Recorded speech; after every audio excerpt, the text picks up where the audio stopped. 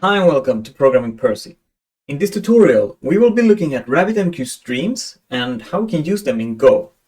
I recently published another tutorial about RabbitMQ and how you can use it in Go, and if you are not familiar with RabbitMQ, I really recommend you to click the link up here and watch that first, because this tutorial will kind of expect you to understand the basics of RabbitMQ. I won't be covering RabbitMQ basics in details, but we will rather focus on the streaming aspects.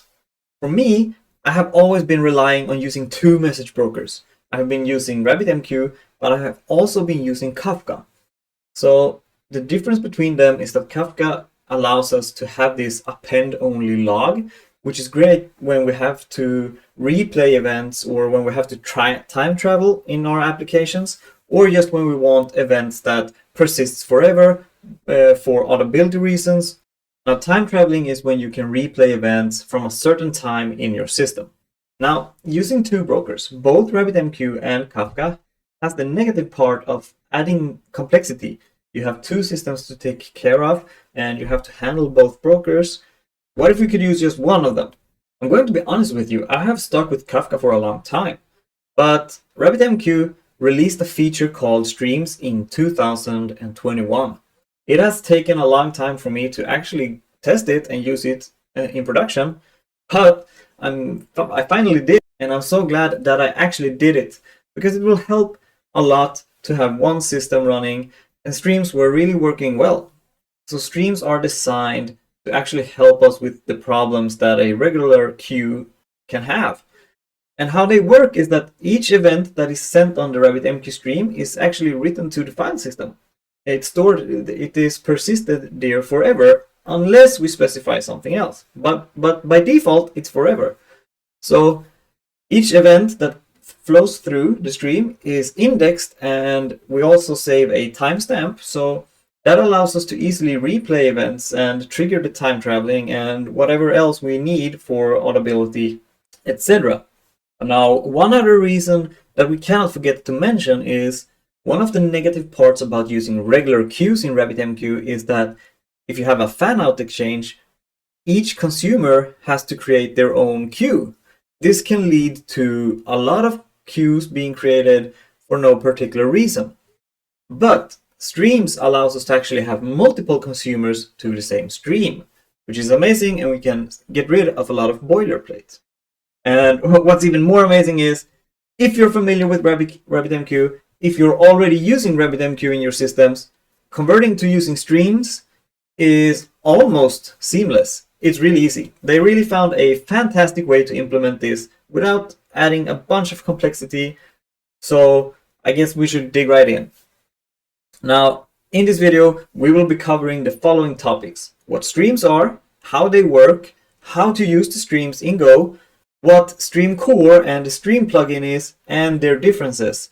We will also cover subentries and compression. We'll talk a little about decoupling, and that's it. So let's just go. So before we begin hacking code, I just want to cover really quickly what streams are and how they work. Now, streams are available since RabbitMQ version 3.9. It's really kind of simple. Now, a stream can be considered a append-only log file. So this is a giant log file, and we can only write new rows to the log. We cannot remove events, we cannot edit them, we can just append new stuff to the log. So what really happens is that as a regular RabbitMQ queue, we have a producer who is sending out these events to the stream.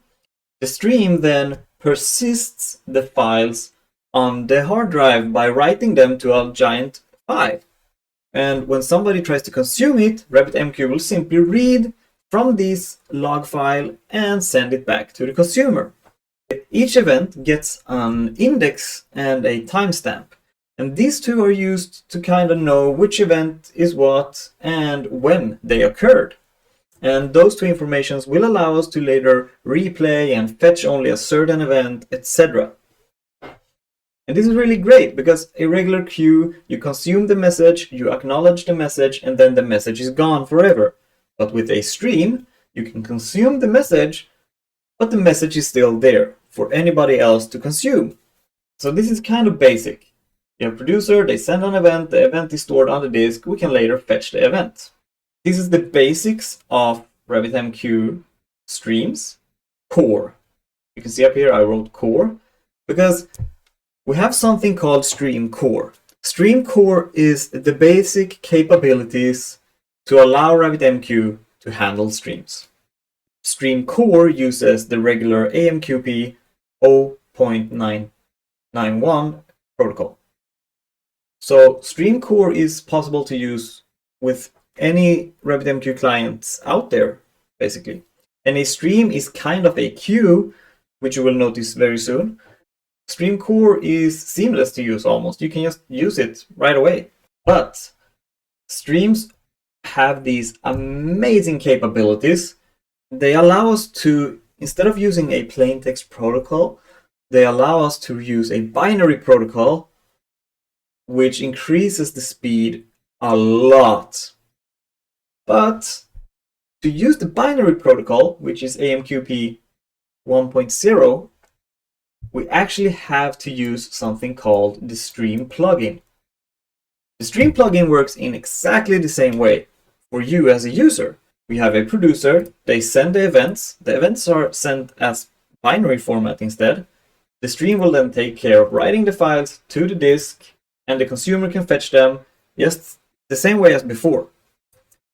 But stream plugin is not enabled by default in RabbitMQ. This is something you have to enable on your RabbitMQ server. Stream plugin enables a bunch of other features, such as something called super streams, which is a way of you can have multiplexed streams. So you can have a stream with a lot of streams inside of it.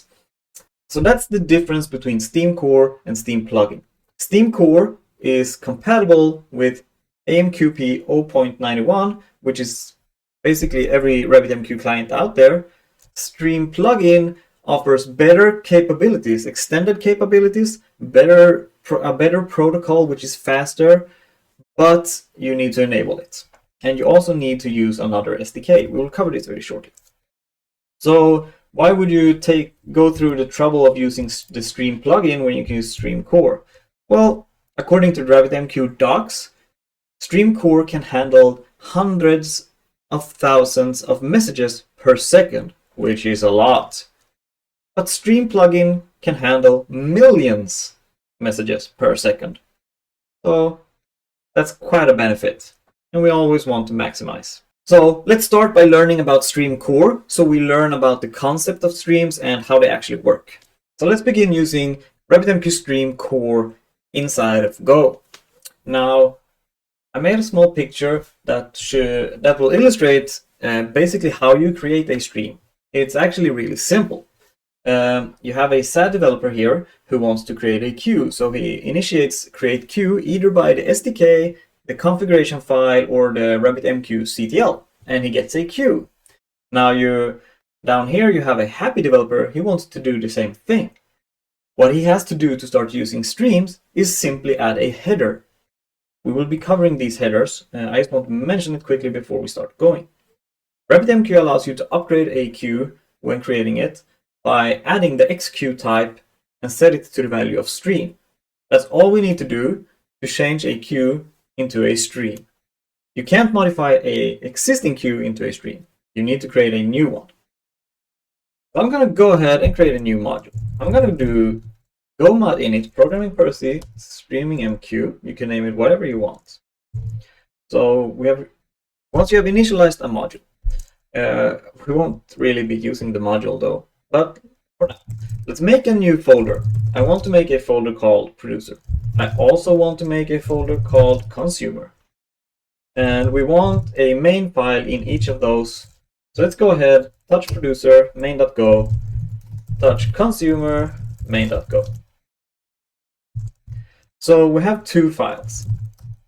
So we have a simple structure. We have a producer and consumer folder, and they both contain their main program. So that's easy. But before we start writing our code, we actually need to make sure that we have a Docker container running RabbitMQ, because we will need to communicate with RabbitMQ. So let's create the Docker container running RabbitMQ, since we need a RabbitMQ instance to test against. So I'm going to start it by using docker run. I'm going to do -d to run it in background. I'm going to name it, and we can see my old command here, but that's for another purpose. So we're going to expose the port 5672, 5672, and also the management port, which is on 15,672. And I'm going to run RabbitMQ 3.9, which is the latest current version. Once we have that up and running, we can actually start coding. I'm just going to go ahead, open up my folder, and we're going to start with the producer. So let's start with the producer. My editor doesn't look so great when zoomed in this much, but so you guys can see. So let's go ahead and create our main package. And we're going to create a main function. So the first thing that we need to do is we need to connect to RabbitMQ. And we do that by doing AMQP dial. I'm going to sprint a connection string, which is the protocol AMQP. We're going to have the user, the password, and the host, and the namespace, or the virtual host. So by default, RabbitMQ uses guest. That is always available for us. And we can use localhost. Let's not forget the port 5672. And we use the default virtual host. So I have a connection string which will connect us to localhost guest localhost. Nothing strange going on yet. So let's just panic whenever we have an error, because that's the most simple thing for now. Don't do this in production. So let's create a channel. We always need a channel to communicate through. Let's also check that error to make sure we are actually connected. The first thing that we're going to do, just to show you the difference between a queue and a stream, is that we're going to create a regular queue. So let's create a new queue.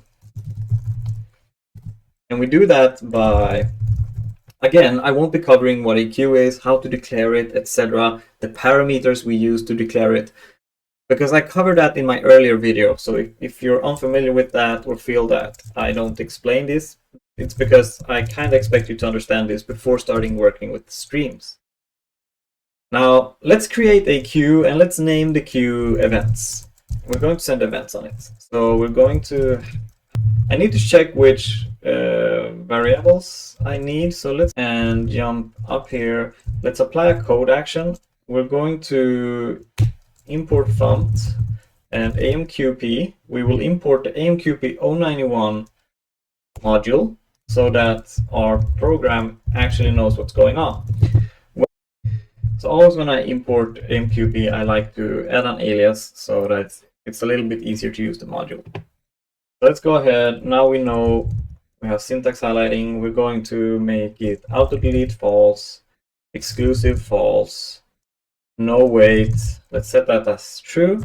And then we can add a AMQP table as a parameter. And this AMQP table is important because we will be using the AMQP table to set the headers that we need. Let's go ahead and create an empty table for now, but let's remember it. And let's just check if we have any errors and panic if we do. Now we have declared a queue here called events. Let's also publish some messages. I'm going to create a context. And let's just publish 1001 messages. We're going to create a simple for loop.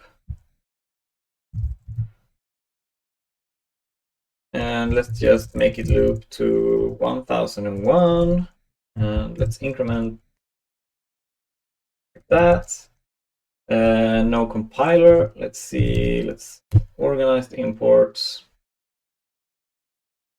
Oh, my bad. It should be context. So inside our for loop, let's just, before we loop here, we need some data to send. So let's go ahead. I'm going to scroll back up. I'm just going to create a very simple structure. Let's call it event. It's going to contain one field, which is name. This is the events that we will be sending across the stream. So let's just have that up there for now. And inside our for loop, let's create a new event. And let's set the name to test. I guess that's fine for now. So when you're using RabbitMQ, it's really up to you to decide which data you want to send. You can send protobuf, you can send JSON, you can do whatever you want really. I do strongly recommend using protobuf, but to showcase the stream functionality, we're going to use a simple JSON marshal to send our events. And then I will leave it up to you guys to implement protobuf and whatever you need to serialize and deserialize your messages. That's kind of up to your application, right? So let's go ahead and import JSON. So we have data is not used. Let's go ahead and send this. So we're going to publish this event. We're going to do publish with context. Publish with context is the new way of publishing using the newest AMQP module. The regular publish is actually deprecated, so you should always have a context when you send something. Let's just go ahead and send it using the context. We're not going to use an exchange. We're going to send it on the default exchange, and we're going to send it on the events queue, because that's what we named our queue. It's not mandatory, it's not immediate. And then we need to publish a publishing message. So let's go ahead and do AMQP publishing. This is the message we're sending. We're going to send our marshaled data as the body of the message. But one thing I really like to do also for fun, and which you should probably do in a real application, is that I like adding a correlation ID. Correlation ID allows you to trace the messages where they're sent from. And this correlation ID is also sent to the consumer, so the consumer can use it. So if you have a long chain of an event that's stretching from a user action into a lot of stuff happening, you can use the correlation ID to trace all those things. So let's just create a new UUID. I usually use the Google module when I'm doing UUIDs. So we need to add that to the import. So my LSP for now is having some issues and won't understand that I'm using the Google, and it won't allow me to use a code action. So I'm just going to manually import it. I'm going to do GitHub Google UUID, I think it is. Now I couldn't find it, so let's go ahead, go mod tidy again. Here we go. Great. So now we are adding a correlation ID to our messages.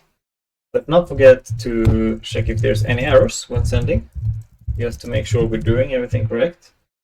And we will just panic if there's any errors. And before we close the program, let's close the channel. Close the channel to await all messages being sent. If you don't close the channel, you will actually see a differing amount of messages being sent, because it will close the program before you have sent all the messages. Yeah. Let's go ahead and print the queue name whenever we run the program. So we have a pretty simple program. We connect to RabbitMQ, we create a channel to use, we create the queue, and we publish our messages on that queue, and we're good to go. Let's just make sure that everything is running. So I'm going to go here, and I'm going to go inside my producer, and I'm going to run the program. And we can see events being printed. That means the program ran as expected. Now, if you like to make sure that everything works, you can visit localhost 15,672. That's the admin dashboard for RabbitMQ. You can log in using guest. We can see that we have 1001 messages ready on some queue. Let's go inside the queues, and we can see it here. So we have a classic queue with 1001 messages. Great, that's actually what we wanted. Now remember, I said it was almost seamless to start using streams. Let's take a look at how we can upgrade this to a stream. Also note, I said we cannot upgrade existing queues. To start using a stream, we need to add the XQ type header, and it goes inside the AMQP table when we declare the queue. And this is the same if right now we're using the SDK to create the queue. You can create queues using RabbitMQ CTL or configuration files, and it's the same thing there. Whenever you create the queue, you add this header in the way specified by the way you're using. So XQ type is going to have the value of stream. And let's add a comma. Now this is all you need to do to turn a queue into a stream. This is it. We're done. Let's go ahead, go inside our runner, and let's run the producer again. You're going to see an exception. Remember that I said that you cannot upgrade a queue to a stream?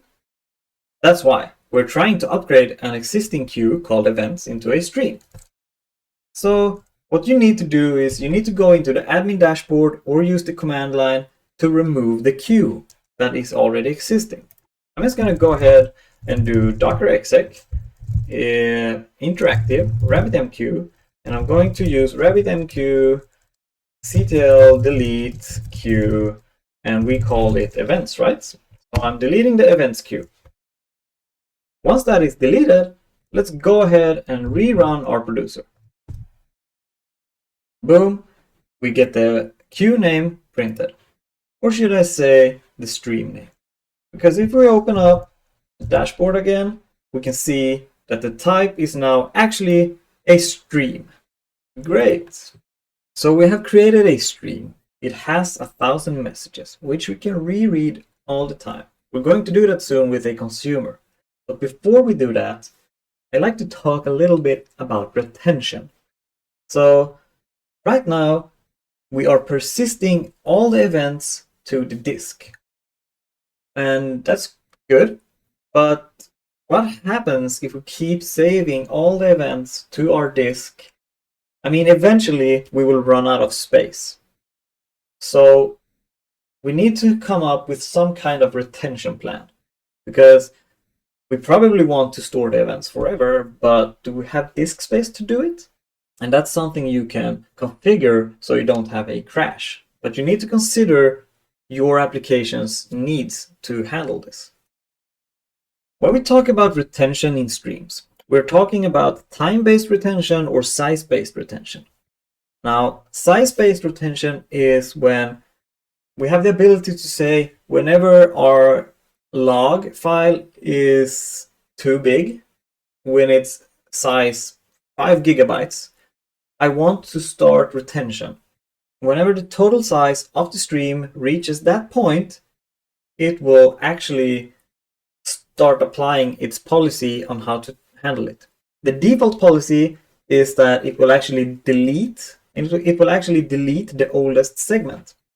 So what's a segment? Well, what actually happens is when we receive an event on the stream, it gets sent from the stream to the disk and written to a file.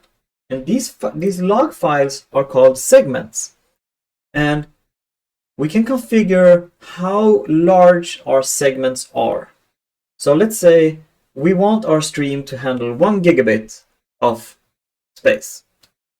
But we can say that each segment should be 100 megabits.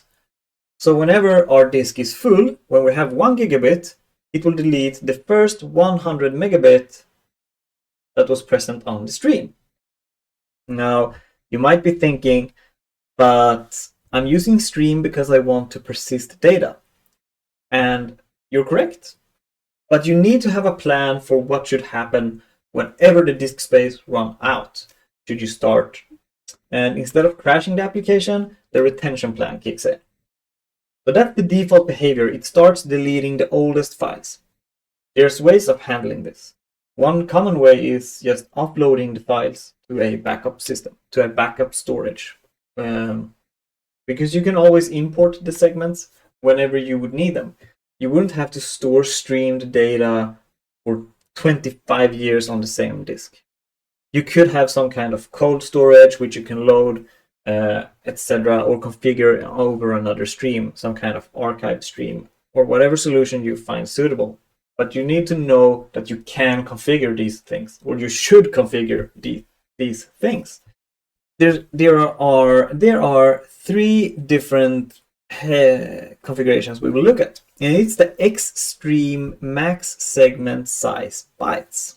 That's a long word. What did I even say? I said extreme max segment size bytes. And this argument will define how large these log files can be.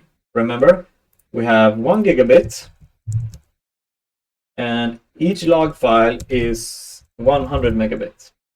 The segment log file is, this 100 megabits is configured by the extreme segment byte size. So you need to consider how much data you're willing to drop before proceeding with new data. The segment size always needs to be set to apply retention. If you don't set this, RabbitMQ will never trigger the retention plan. We will look at this inside the code and inside the files to see it actually apply. I think you will understand it a lot better than me rambling about it. The actual retentions. So we have the X max length bytes. The X max length bytes is related to this size. So we can tell RabbitMQ that whenever the stream is larger than 1 gigabyte, we want to start activating retention. What that means is that it will remove old segment files. Important to understand. We can also set X max age, and X max age will take a parameter and apply that and start deleting segments older than a certain age. Important to understand is that if we say that our max age for events is 10 seconds, and we start sending events, and then after 5 minutes we notice the old events are not deleted, but they are older than 10 seconds. We need to understand that this rule, this policy, will only be applied once we reach the segmentation limit. So unless we ever reach 100 megabits to activate the segment change, the policy will never trigger. So always set the segment size to an appropriate value for your system, and know that whenever the segment size triggers, it will trigger the length bytes and the max age policy. Let's try this out. I think it's easier if we see this in practice. So let's go ahead and remove the old stream. I'm going to delete the event stream once again, because we're going to change the stream configuration. And you can never modify an existing stream this way. You need to remove it to change it. So always consider what your settings should be before you create it. Otherwise, you will have to apply other tactics to change them. You can't change them in code. So let's set the maximum segment size first. And I'm actually going to set it to, what's a good value? Let's set it to 30,000, which should be 0.03 megabytes. Let me calculate. Yes, that's correct. So 30,000 bytes should be 0.03 megabytes. I'm setting the values really low. It's just because I want to show you guys how it actually looks when these things happen. So let's set them low. Let's set a length bytes to 150,000. So that's 1.15 megabytes, right? And oh yeah, missing colon, missing semicolon. My editor looks really bad when it's zoomed in. Sorry if a bunch of pop-ups are showing. So what we're doing is each segment file is allowed 0.03 megabytes, and total stream size is this. So whenever we reach whenever we overflow this, we will start deleting segments of 0.3 megabytes. So if you would like to use time-based, you would add here max age, for instance. And max age accepts a string format such as 10 seconds, 10 hours. It's all in the documentations. I will put a link in the description. All right, we have created a retention policy here. So we can now actually handle when we overflow our storage space. Let's go ahead and run the producer. Running the producer, and it printed events, so everything worked out as expected. I'm going to open a new terminal, and I'm going to go jump inside the Docker. So I'm going to go ahead and do docker exec interactive RabbitMQ bin bash, so that we are working inside of the RabbitMQ instance. Once we are inside, we're going to have a look at the segment files that we have declared that we were going to use. So we can go ahead and look inside of var lib RabbitMQ amnesia.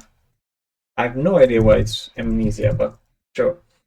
There's going to be a folder with a ID which is specific to your computer, so you can't use the same ID. I just press tab always. So inside this folder there's going to be a stream folder, and if we print that, you can see we have the events stream and an ID appended to it, because you can have multiple streams, right?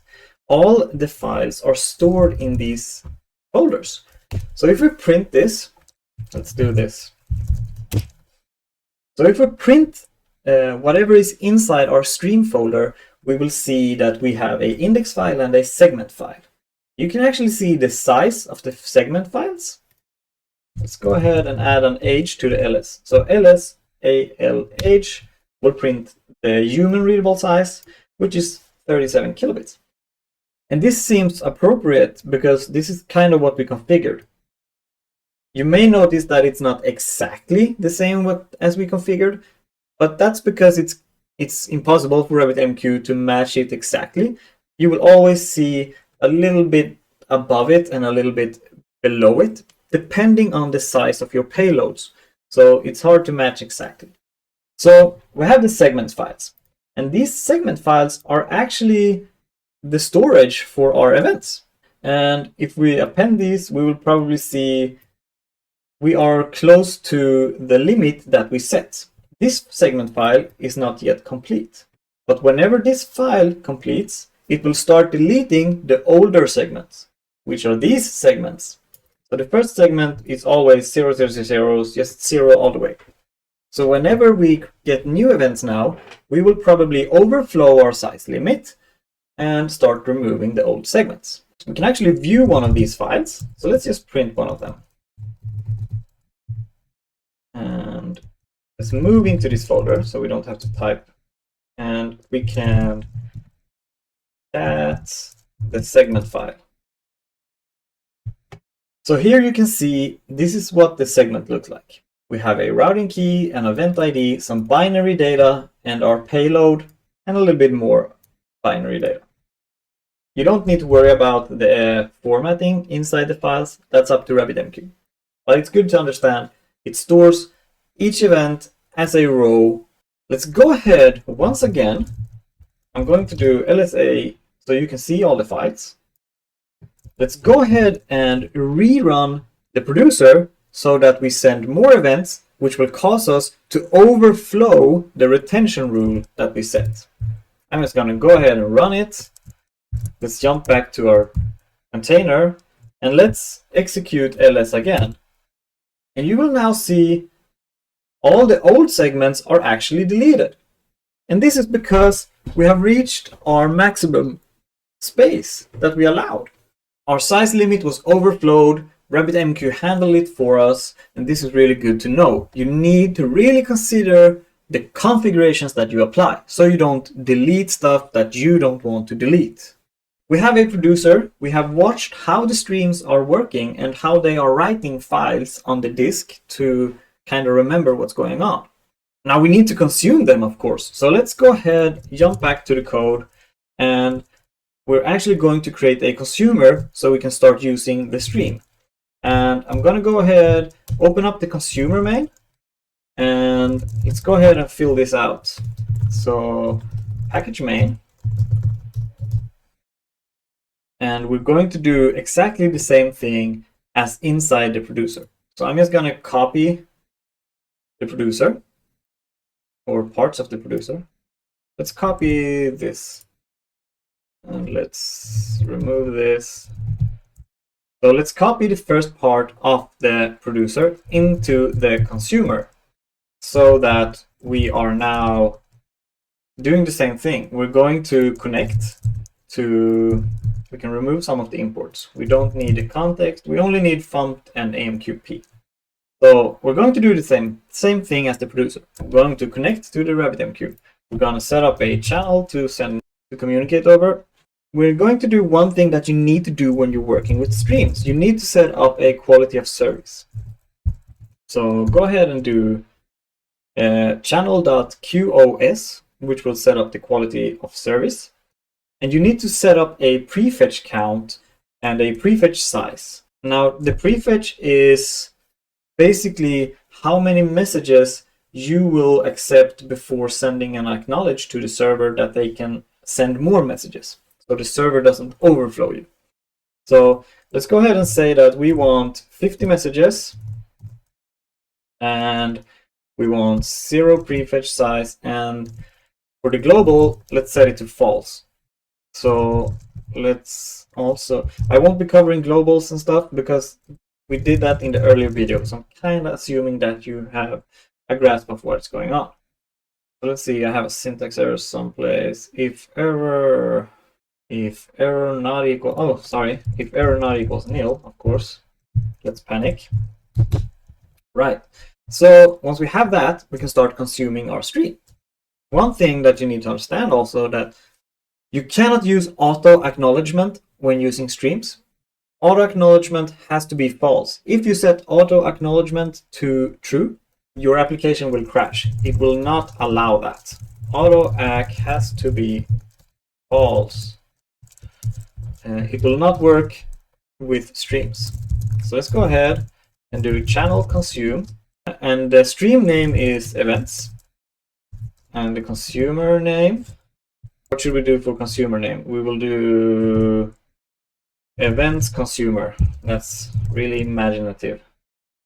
And auto acknowledgement, false. Exclusive, we can set to false. No local, false. We don't want to wait, so no wait, false. And then again, we have the arguments. In the consumer, we're going to leave AMQP table empty. We can do that. So we are consuming the stream the same way we are consuming a regular queue. So let's just go ahead and check if there's any errors. And then we want to loop forever and just read the messages. So let's make a print statement so we know that we are reading. Starting to consume stream. And then we're going to create a for loop. And consume returns a stream or a channel, so we can range over it, which is handy. So let's just do for event range stream.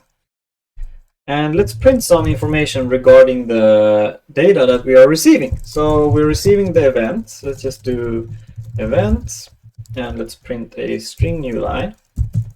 And if you open up the event here, you can see it's the same thing that we are sending. We have all the values that we can use. So let's go ahead and find our correlation ID, because we sent a correlation ID to know which event we're talking about. And we can send headers. So let's do that. Headers is going to be important for us to review. So let's print those so you can see them. And then whatever we have in the payload is in the body. So let's print the payload as a simple string. In a regular application, you should marshal it using the same structure that you are sending. So again, Protobuf is really great for that.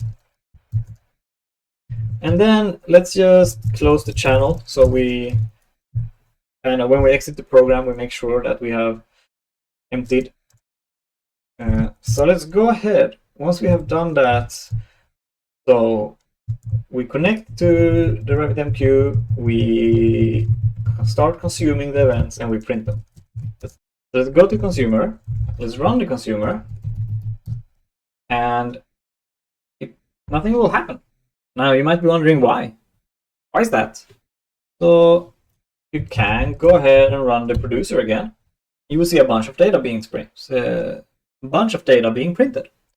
You can see the indexes is 3000 for me. I had to run the producer once more. I've run it 3 times, 1000 messages. So my index starts from there.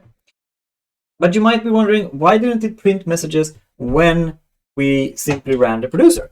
It's quite simple, because as you see, when we print the header, you can see something called the extreme offset. Extreme offset is the index of the event message. So this is the unique identifier for that message, which RabbitMQ sets for us based on the sequence that they are sent. By default, unless we specify something in the consumer, it will use a extreme offset called next. And next kind of works like a regular queue. It waits for new messages to come in and prints them. So this extreme offset is really important because it defines where in the stream we start listening from. It's the starting point from where we will be reading data.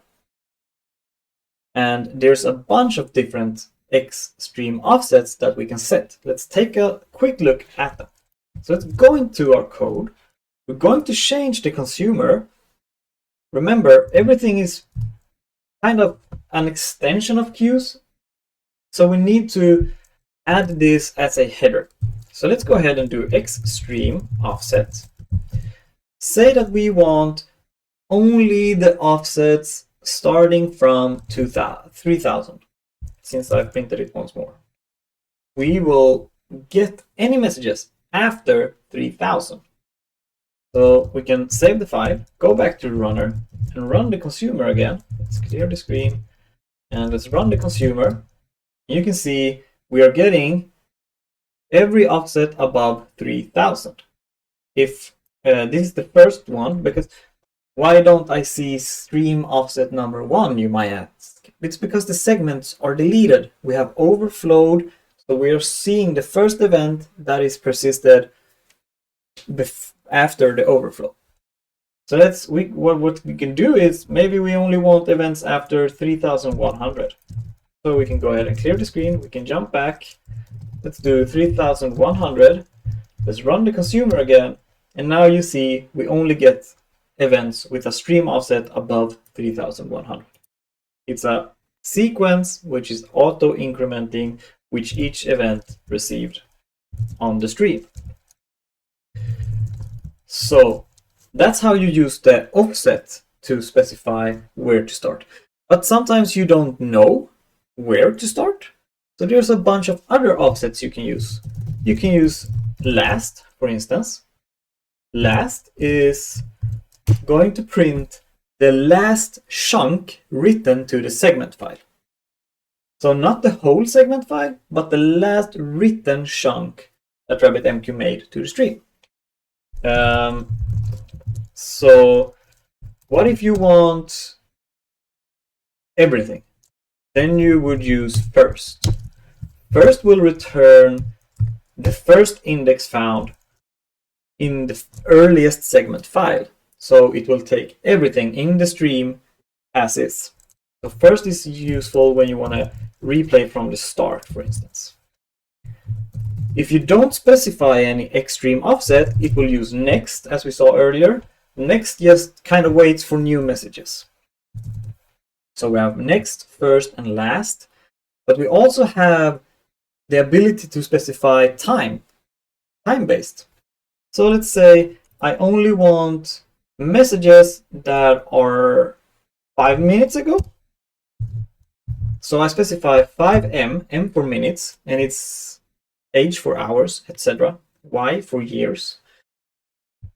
This will look at the current time of the RabbitMQ server and return anything from the last 5 minutes So let's go ahead and run that and see. We have nothing. I made that maybe, was it 10 minutes? Let's go back 10 minutes. And there's my events.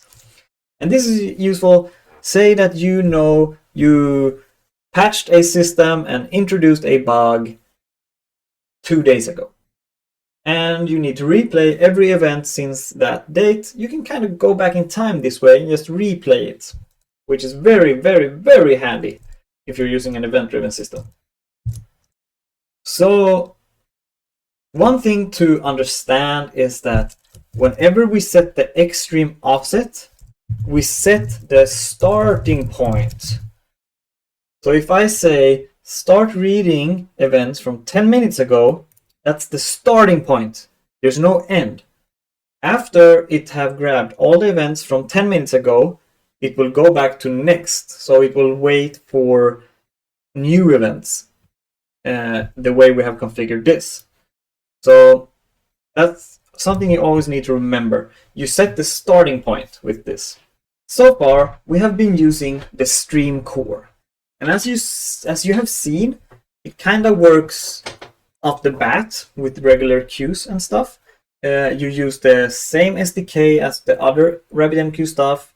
And that's because it's using AMQP 0.9.1. But when we are using Stream Core, we are not actually fully leveraging what streams are capable of.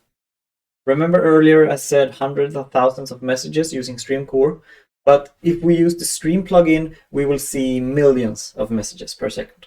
One reason for that is because Stream plugin is not using the 0.91 protocol. It's compliant with that protocol, but it's not using it. If you're using the Stream plugin, it's using a new protocol, which is binary, which will increase your performance majorly. Now, to start using this, we actually need to enable the plugin inside of RabbitMQ, and we'll need to open up a new port. The Stream port by default uses port 55052. So let's start by removing the RabbitMQ instance that we have, because we're going to recreate it and open up a new port, and we want a fresh start. So we want to recreate it and have a fresh start. So I'm going to do docker container remove -f and delete the current running docker container. So we have removed RabbitMQ. Now we need to open up a new docker container, and I'm going to do the same thing, -d -n RabbitMQ, but I'm going to add 55 boom boom boom 5552.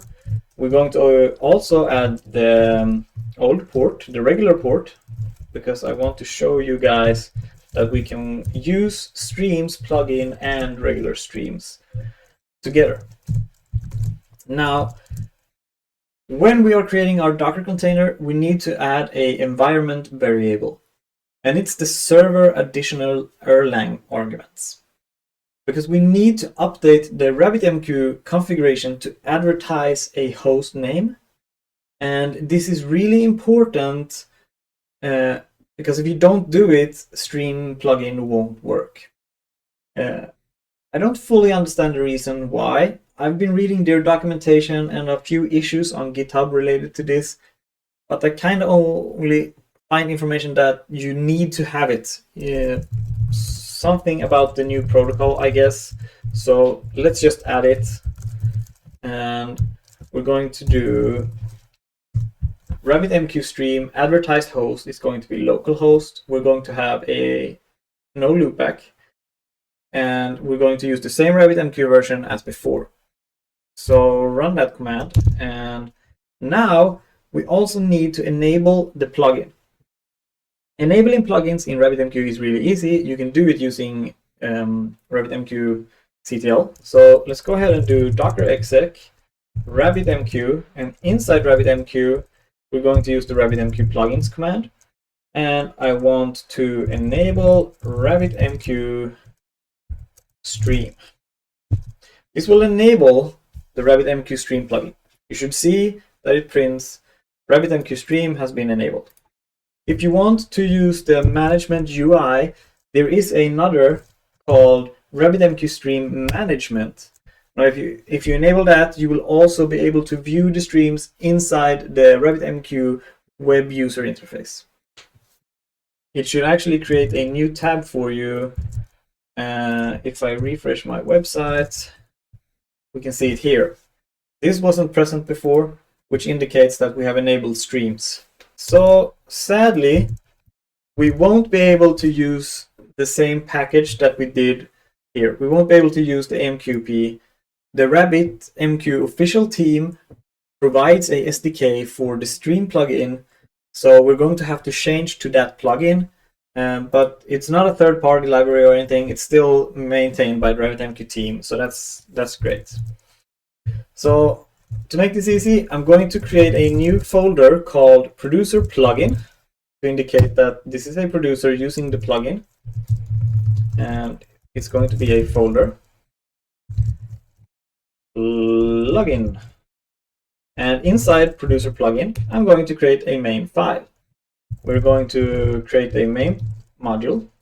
So after we created our main package, let's open up a terminal and do go get -u, and I'm going to do github.com/RabbitMQ. It's the RabbitMQ official GitHub. RabbitMQ-stream-go-client. There are clients for many programming languages. That's why it's called RabbitMQ Stream Go client. There's Java clients, whatever clients. So whatever language you use, you can probably find a maintained client there. And we're going to do exactly the same thing that we did before in the producer. So I'm actually going to go ahead and jump to the producer, and I'm going to copy the producer, the old producer. I'm going to go back inside to the new producer in Producer Plugin, and I'm just going to paste it. Then I'm going to remove a bunch of things. We're going to remove the connection. We're going to remove the queue declaration. We can leave the publishing part, but we're going to remove publish with context. Basically, we removed everything. So, but yeah, we should have a main file. We have our event structure, the same as before, and we're going to loop through thousands of messages and print them. Now, we're going to do one thing again, because actually we are reusing the event stream name all the time. So I'm just going to create a constant, because let's start using the new plugin. We're going to connect to the server, and we do that a little bit differently. So connect to the stream plugin on RabbitMQ. So to do that, we will accept an environment, accept an error, and we will do stream. So to connect, we're going to use new environment, and new environment accepts a new environment option. So let's go ahead and create a new environment option. The new SDK kind of likes chaining functions. So all of these functions that we will be using are you kind of chain them together. So if you're not used to that, don't be worried. It's not that hard. So new environment options return a new options, and on that option we want to set host, and the host is going to be localhost, same as before, and we want dot afterwards because we're going to set port. We're going to set the port to 5502. We're going to set the user to guests, right? Let's fix that broken up syntax. And let's set the password. The password is guest. I kind of like this way more than creating a string with the font. This is more, I don't know, I like this more. It's a little bit more to type, but I think it's nicer in the end. So let's finish that. Okay, we already did that. So let's do that. I'm just gonna format this a little bit so it's a little bit clearer. This one expects that one. Now the formatting is done. So we create a new environment. We pass in a new option, and we set the host, port, user, and password. Let's check for errors. If error is nil, let's just panic. And now we have a new environment. We need to declare the stream. So in the earlier producer, we declared a stream with qdeclare. In the new SDK, we can do error equals, let's make a small comment, declare the stream. And we also want to set the segment size and the segment size and the maximum size for the stream the same way we did before. We want to do exactly the same thing. So declare the stream, set segment size and max bytes on stream. Right? That's our goal. Let's go ahead and do the environment. So we're using the stream new environment returns a environment, and that environment is connected to RabbitMQ. So we're going to use the environment to actually declare the stream. So declare stream. The stream name is event stream, and we're going to pass in options. And it's the same syntax as when we created the environment. So we're going to do stream.new stream options. And for the stream options, we're going to do a new dot. Oh, sorry. So the stream options, and we want a dot. I recently changed my NeoVim configuration to use LazyVim, and I'm still not used to it, as you might see. So let's go ahead and set the segment size, and there's a function for that. So instead of this is great, because instead of knowing the header name and that we have to set it, we can use this function, and it kind of streamlines what we need to know. It makes stuff, there's more to write, but it's actually pretty much easier, I think. So good job on that. So the set max segment size accepts a byte capacity, and that's not going to be a pointer. So we're going to set the byte capacity, and the byte capacity is going to have a megabyte set, and it's a function which accepts a value. So this time we cannot use 0. blah blah blah 0.3 because it only accepts integer values, so we cannot use those. Now we also need to set the maximum length. So I'm gonna go ahead, set max length bytes. There's a function for that. Perfect. It also accepts a byte capacity. So stream.byte capacity. And let's do that. And the byte capacity is going to be, what should we use? The segment is 1 megabyte, so let's do double. We're going to have 2 segment files for our stream. Okay, we can do like this instead. It's a bit nicer, and we can remove that one. Okay, so we have declared the stream, we have set the segment size, we have set the length bytes. I think this is actually more nice than this. I don't know why. I mean, both works, but I think this is clearer. I like functions. I like calling functions. So let's just check for errors. If errors not equals nil, let's panic. And let's go ahead. So we have the stream. We need to create a producer. We don't have a producer. So create a new producer.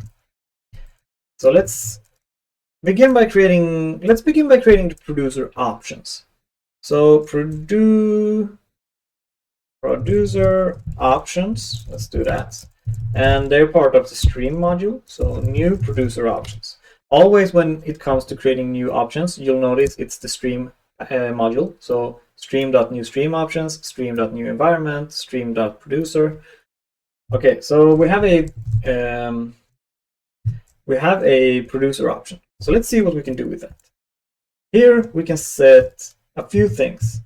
The thing we're going to be interested in for now is setting the producer name. We will cover more why shortly. But let's set the producer name. So I'm going to set it to producer. Simple. Really simple. So we have a producer called producer, and we also need to create the producer using these options. So environment, again, stream is the module for the entities. Environment is where we actually apply the settings. So new producer, and the stream name will be then event stream, we call it. The producer options will be producer options. Right, and let's check the error to make sure we don't have any typos. All right, so we have the same thing here that we have in the old producer. In the old producer, we connected, we declared the stream, and in the new one, we connect, we declare the stream, we set up our producer. It's time to start publishing the messages. Since we increased the capacity to megabits instead of the minor ones we had before, I'm actually going to increase the message size. Let's set it to 6,000 messages instead, just because we want to fill up the segments faster. I'm just going to go ahead, increase it a little bit. Now we want to do the same thing. We want to create the event. We want to marshal the event to on byte array. And then we want to pass this byte array as a message. So let's go ahead and message AMQP. Now it's important that you use the right AMQP module.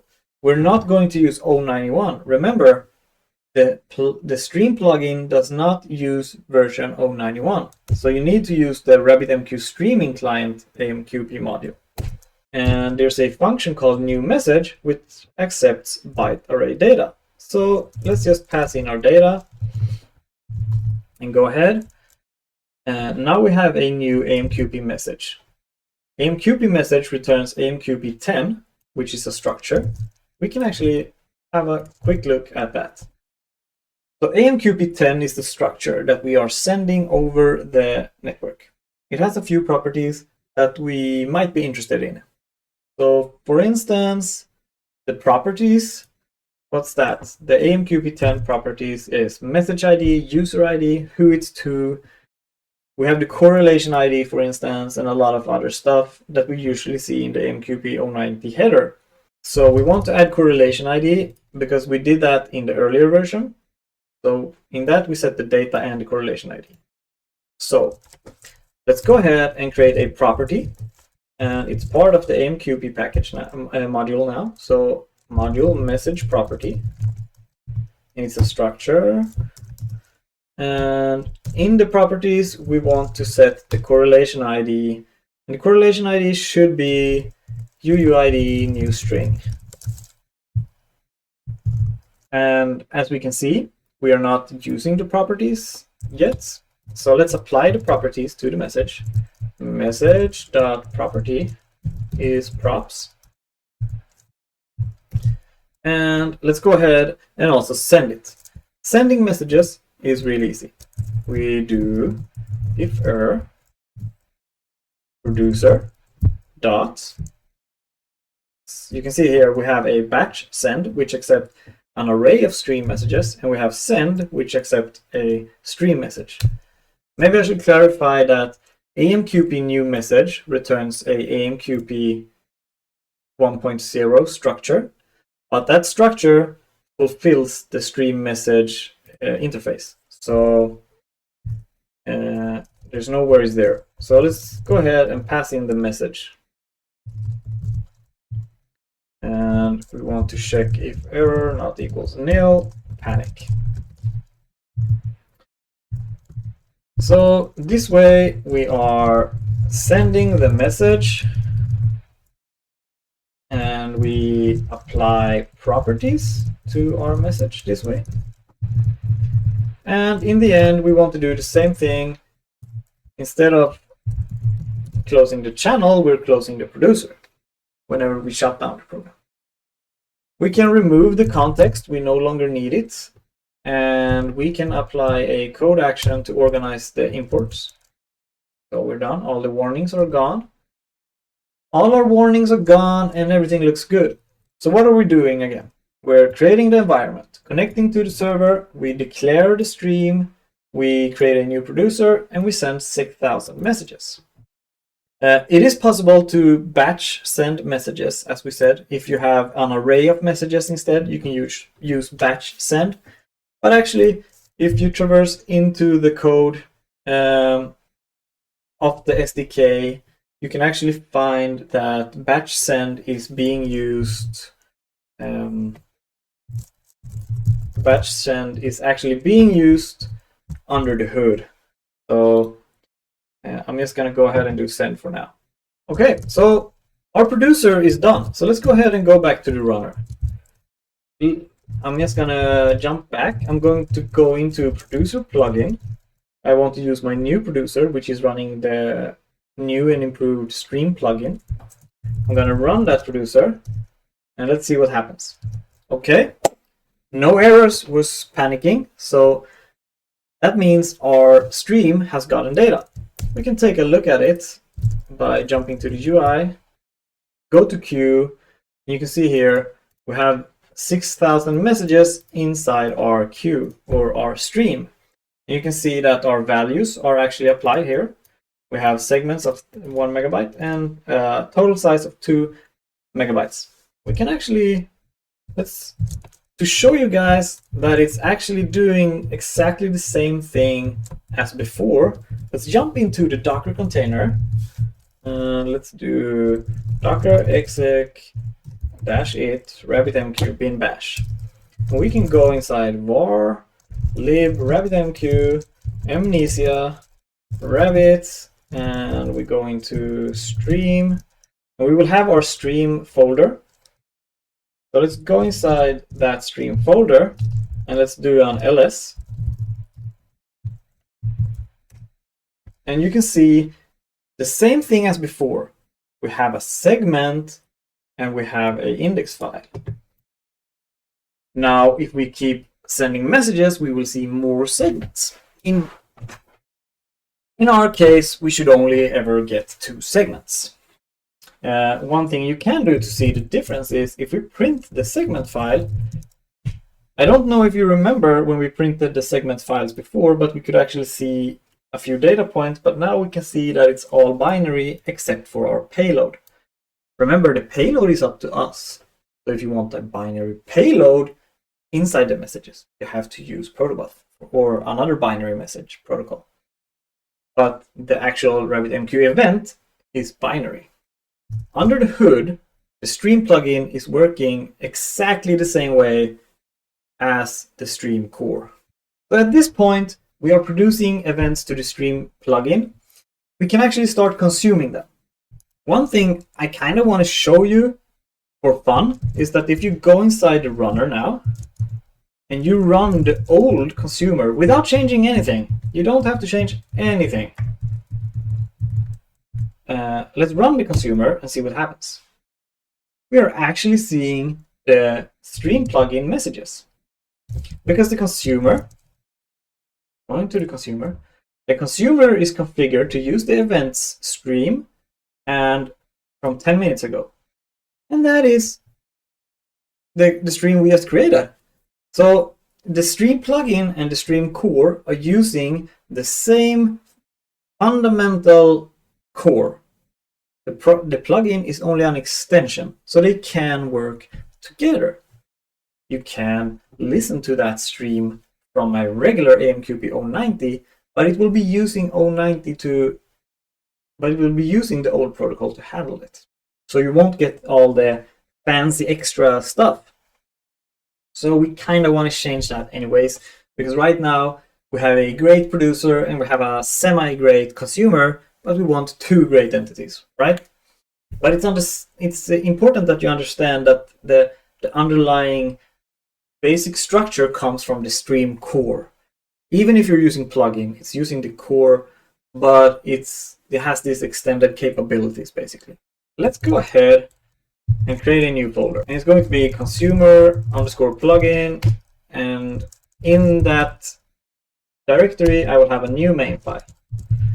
Actually, I will be copying the producer. Copy everything from the producer into the consumer plugin. And once we've done that, we can scroll down a little bit to where we declare the stream and delete everything from there. So that's how our consumer will be looking. We can remove the event structure for now. We won't be marshalling it. Basically, I wanted to just steal the connection. So we're going to connect to the same stream, to the same server. So let's just steal the environment setup. Now, in the same way we replicated our regular producer with the plugin producer, we will do the same thing with the consumer. It's just going to be a lot easier. So let's create consumer options. Create consumer options. And in the consumer options, we can set the X stream offset. So this is where we create the offset for our consumer. And since the offset is really important, it's great to know where we do that. So let's do stream dot. Remember, stream is the entities. So new consumer options. And in the consumer, we want to set a name, set consumer name. And we will name it consumer_1, something simple. And let's remove that dot and let's place it here. Otherwise, my editor will not understand what we're doing. Once we have set the consumer name, we want to set the offset. And this is what I like about the new SDK. Instead of adding headers, which feels kind of hacky, basically that's what they are doing for us, but it feels much better to have like a method called set offset, and we can use that to specify it. It's more clear. And as we can see, the offset accepts a offset specification. Now, so let's create a offset specification. And once we have a offset specification, an empty one, we need to apply a offset. And they allow us to do that by these functions. You should be familiar with these functions by now, because it's the same functions that we toyed around with when we made the consumer. We have last, next, first, offset, string, timestamp, even last consumed, if you want to do that. So it's really easy to apply an offset with the new plugin, because each of these functions also help you. Let's just try. We want to grab everything in the stream. So let's do first. And once we have that consumer options, we need to, the same way we did with the producer, we need to create a consumer. So let's apply a consumer. And remember, the consumer is going to connect to the server. So that is done by using the environment.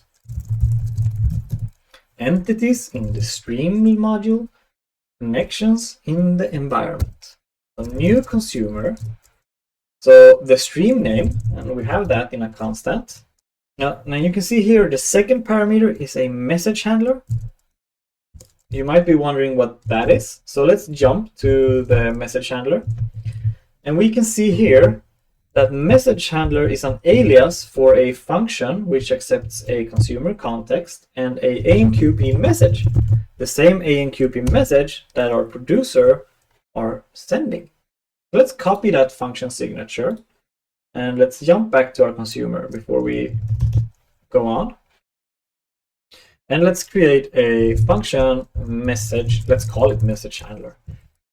And what did we have? We can do this like this, actually.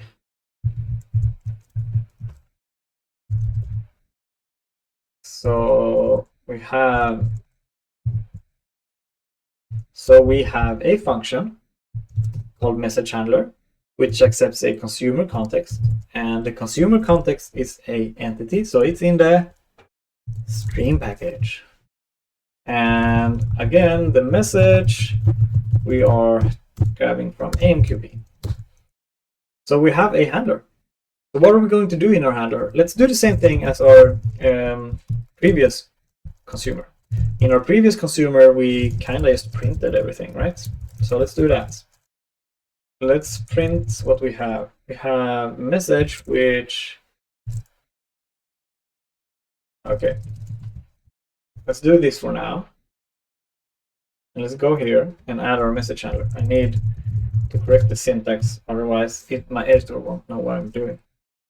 And we're going to pass in the consumer options as a third parameter. So our new consumer accepts an event stream name, the message handler, and a consumer option. And we need to no code action. Oh, my bad, I have a typo here. It's messing it up.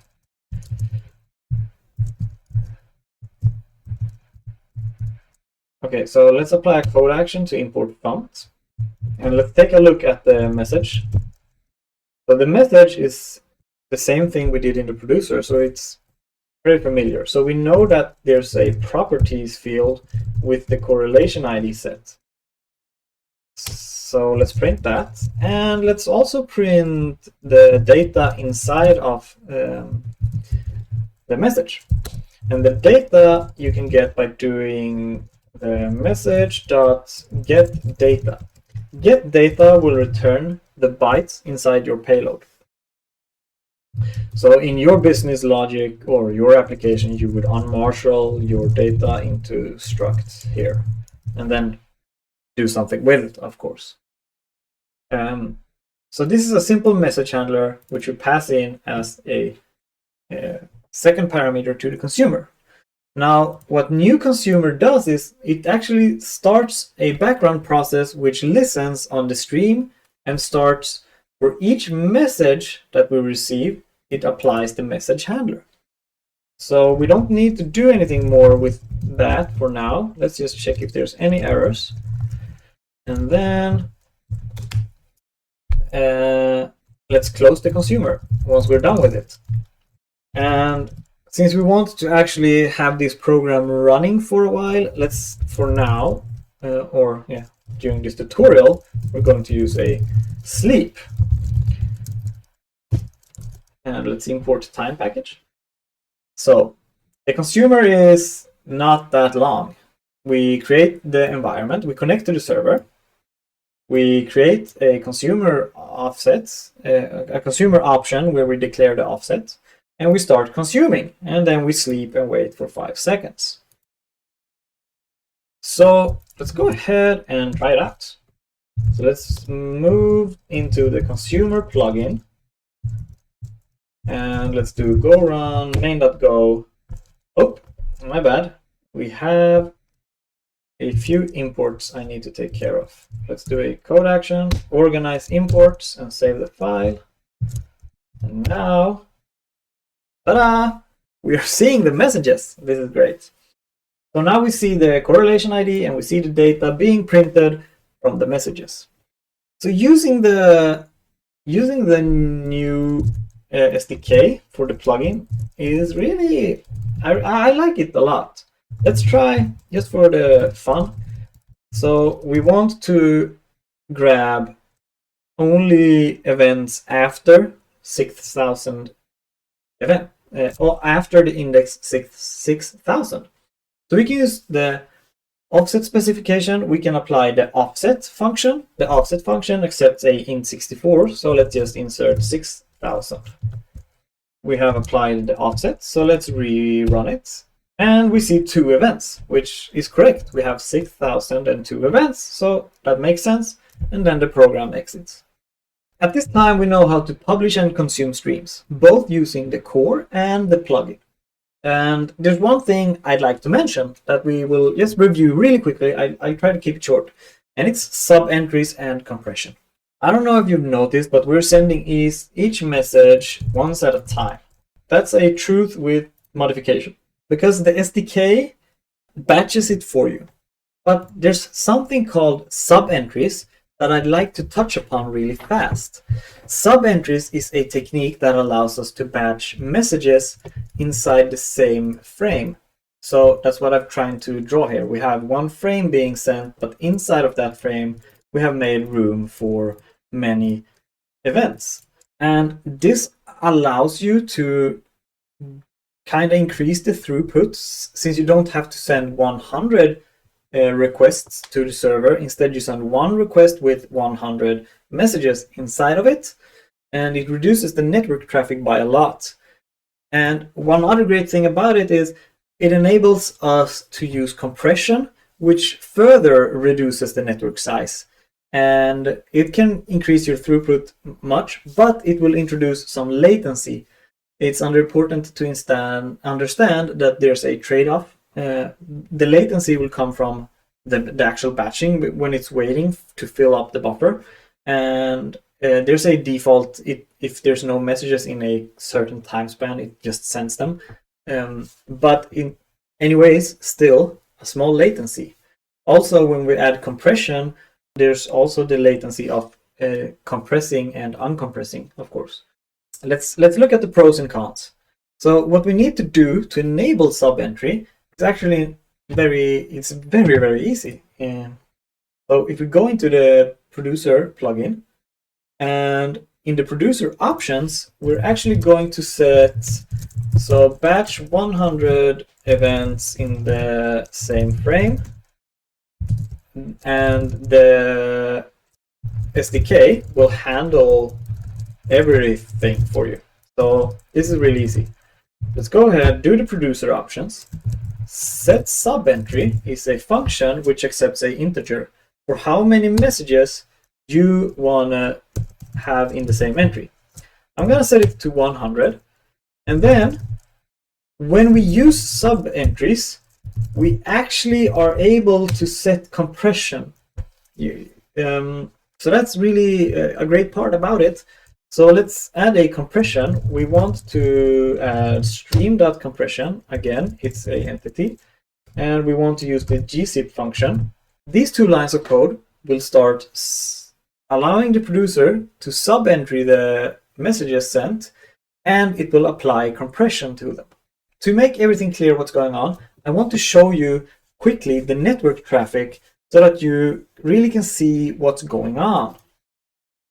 So I'm going to go ahead and actually comment out the changes we just added. I'm going to open up a new terminal, and I'm going to do sudo tcp dump. I'm going to dump my Docker interface. If you're running Docker, your computer will have a Docker interface which you can sniff network traffic on. And I'm going to listen on the port that this RabbitMQ Streams are using. So I'm going to start a network sniffer and sniff the network traffic for the RabbitMQ Stream. And once I have done that, I'm going to go inside of my producer, and I'm going to run the producer to send out the messages without subentry and without compression. So let's go back and close the sniffing. I want to go ahead and run the same command again, start a new sniffer, but I'm going to rename it to subentry, RabbitMQ subentry pcap. And before I run it, I'm going to uncomment the subentries. So what I'm essentially doing here is I'm creating two network files, two pcaps, containing the network to show you guys the difference between subentry and compression and regular sends. So we will have two files, one for each use case. So let's start the TCP sniffer. Let's go and run the producer again. And once it's done, let's close the sniffer. Now we have two files which we can inspect and see the difference on. So I'm just going to do TCP dump. I'm going to print the RabbitMQ pcap, the one without subentries and the one without compression first. And -a in TCP dump will print the payloads, and -r is just so we can review it. And go down here, we will see a bunch of stuff being sent. And let's go down. This is just all mumbo jumbo. Go down to see the actual payloads being sent. So let's go down. This is just regular traffic. Traffic. Okay, here it starts. So you can see the RabbitMQ stream is sending messages. You can see our events here actually in clear plain text. And you can see the length is 4,000 bytes and 7,000 bytes and 7,000 bytes again. We have a package 14,000 bytes, 24,000 bytes, etc. It's the size that's being sent over the network. But let's go ahead and do the same thing for the PCAP with the subentry. And if we go down to the payloads, let's find the payload. Oh, here's a payload. You can see that the payload size is 2200. And in fact, it's going to be 2200 for almost all the payload packages because they're sending 100 messages at a time. If we actually remove -a, it's a lot easier to see because you can see the length. It's always 2000. Basically, all the packages are 2000, which contains traffic. And I don't know if you noticed, the packages are no longer readable because they're compressed. So that's why the packages are a lot smaller, which will save your network some struggling. Actually, for fun, we could do a small grep for length, and you will see all the lengths. And we can do awk. We can summarize all the lengths that our systems see. I think let's do it like that. So the subentry file is 140,000 long, but if we print the regular file, it's 5 times the size, basically, which is a lot. So that's good to know about subentries and compression. But it comes with one major flaw. A big flaw is actually if you go into the producer code and search for assign publishing ID, if we look at the SDK, you can see a comment here. In case of subentries, deduplication is disabled. So we haven't talked about deduplication, so let's do that really quick.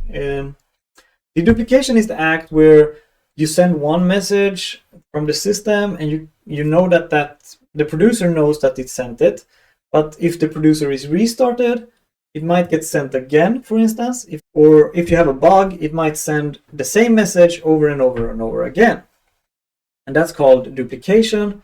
That's not good. Sometimes if, say, a customer registers at your website and you send out a RabbitMQ message to all the consumers that he registered, and one of the consumers is an email service which sends the customer an email. But what if you keep sending that same message over and over and over because some kind of bug? So we can avoid that by two simple options. So the one option is actually the producer name. If you have a producer name, we can trace the producer and which messages they have sent. So always have a producer name. The second option is actually if we go down to the message where we assign the property, we can assign a publishing ID. Set publishing ID to prevent deduplication. And you do message.setPublishingID. And publishing ID should be an auto-incrementing identifier. So your system needs to keep track of the event ID to know and assign the same ID to avoid deduplication. In our case here, we have a for loop, so it's really easy. I know that index 1 is message 1. But in a real-life application, it's a little bit more troublesome because you need some way of knowing, okay, this event has this ID, this publishing ID, I've already used that, apply that again, or etc. But if you do this, you have a producer name and you have a publishing ID. If I rerun the producer, these messages will actually not get accepted by RabbitMQ.